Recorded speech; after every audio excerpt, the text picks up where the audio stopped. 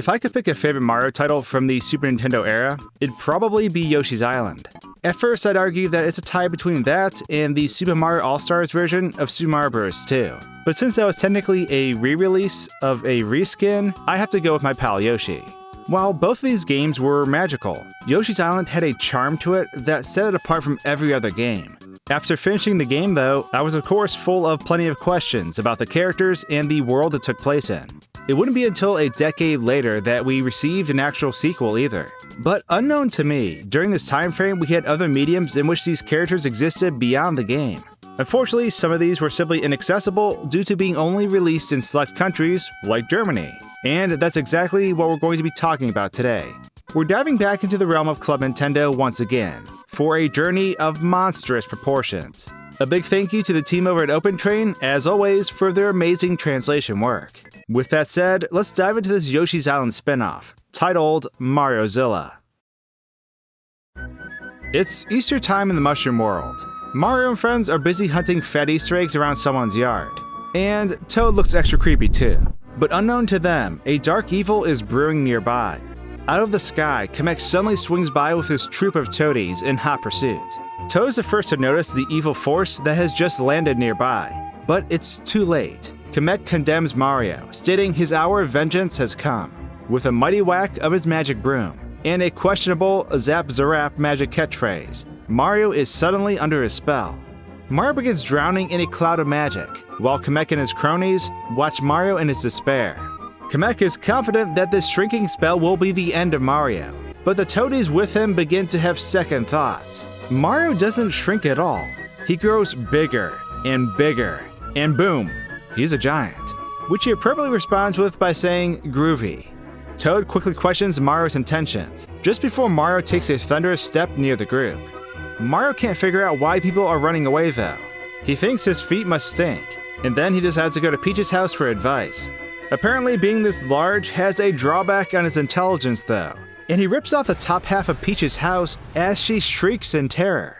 Peach suggests that Mario should seek out Dr. Light, which he does, but not before destroying all of New York City. Of course, Dr. Light lives at the top of the Empire State Building though. Mario calls out, but no one answers. And then he quickly consults with Peach before deciding to climb the building.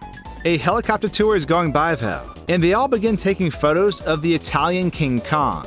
But not before Mario lets out a mighty sneeze. Unfortunately, the helicopter is sent into a brutal upside-down tailspin. And although the comic doesn't show it, the only real outcome is probably this chopper exploding against the building. So add that to the body count Mario's already racked up by leveling the city. Anyways, Mario spots Dr. Light inside, who's with Link.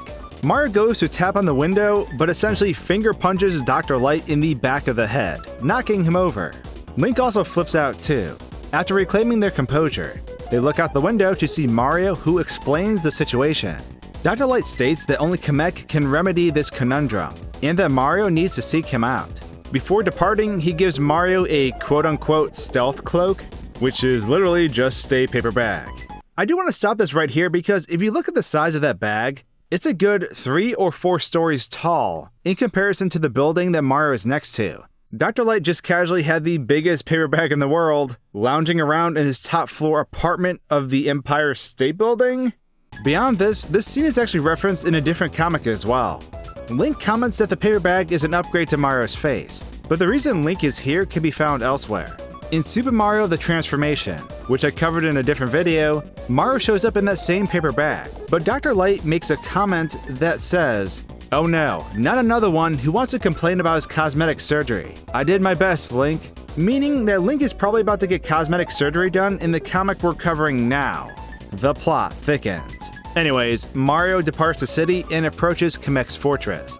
After a long journey, he encounters Kamek, who used his own magic on himself. It's a battle of giants, as the toadies... Actually, gonna stop again. The toadies in this comic are weird. They have obnoxious, bulky armor on, when in reality, I think they're supposed to be wearing cloaks. I don't know why they're like that, but they are. They quickly swarm Mario, and he begins swatting them out of the sky like gnats. He swiftly defeats them all, as Kamek charges at Mario, calling him a big oaf. With a mighty swat of his broom, it splits in two, and the comic comes to a close. In the next installment, we see that fateful punch that split the broom in two, as Kamek stumbles backwards. The broom hits the ground nearby as Kamek loses his balance, but as the two continue to battle it out, a strange mist begins flowing from the broom. The awkwardly drawn toadies notice it right away, but they are unsure of what it is. As the fog clears, they race in for a second attack, but Kamek and Mario are nowhere to be found. Mario tells Kamek to stop fighting and to look around, because apparently they shrunk in size. Mario and Kamek quickly climb some nearby grass and are greeted by a giant toadie shouting for Kamek. This is when Mario realizes that they are now the size of ants.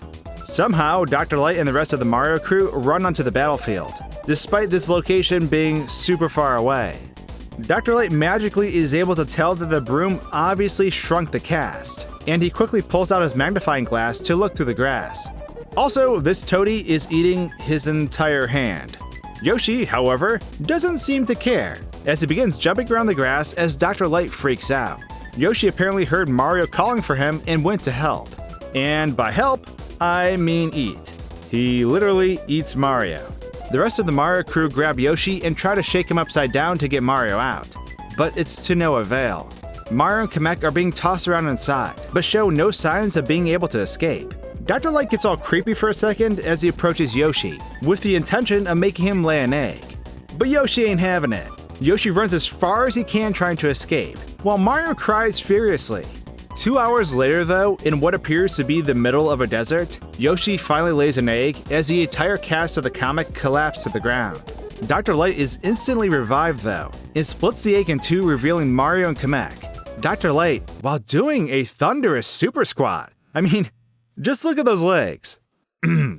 Dr. Light magically restores Kamek and Mario instantly because we're at the page limit of the comic, and they grow to normal size. This bonding moment actually makes Mario and Kamek quote-unquote friends forever. But the comic quickly explains that we'll have to see for sure in future installments. The interesting thing about that closing though is that we really don't know if Kamek became more friendly towards Mario after this. Technically all the sequels of Yoshi's Island have everyone as babies still, meaning they took place before this comic. Mario's an adult in this one though, so it places it sort of at the end of the timeline. Of course, we're talking about absurd comics from Germany that included whatever they wanted, so that can always be argued as well. But anyways, now that I've dropped that on you, I'd love to know your thoughts. Did you like this comic? Have other suggestions for me to cover? Let me know your thoughts in the comments below.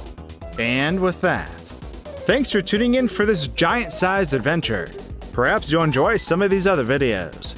Thanks for watching, guys and gals, and until my next video, cheers.